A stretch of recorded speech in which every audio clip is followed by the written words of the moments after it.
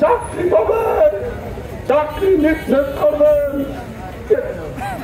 যে কয়েকটি দফা রয়েছে তার মধ্যে প্রথম রয়েছে নিশ্চিত করা, শিক্ষা ব্যবস্থা নিশ্চিত করা। তাই সবাই সজাগ থাকবেন। কোন ষড়যন্ত্র জানি আমাদের এই নেতার যে ইচ্ছা সেই ইচ্ছার বিরুদ্ধে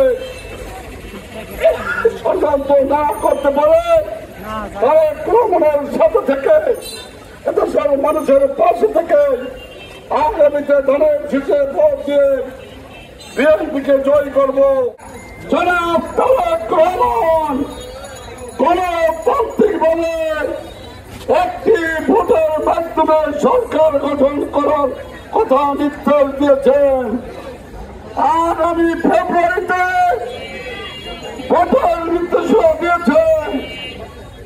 ভোট হবে গণতান্ত্রিক প্রক্রিয়ায়, কোন পিয়ার টিয়ার আমরা বুঝি না।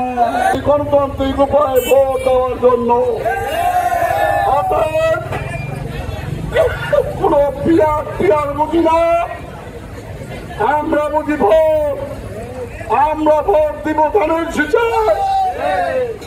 ধানের শীষের প্রার্থী এখান থেকে যিনি হবেন তিনি আমি হবেন এমপি।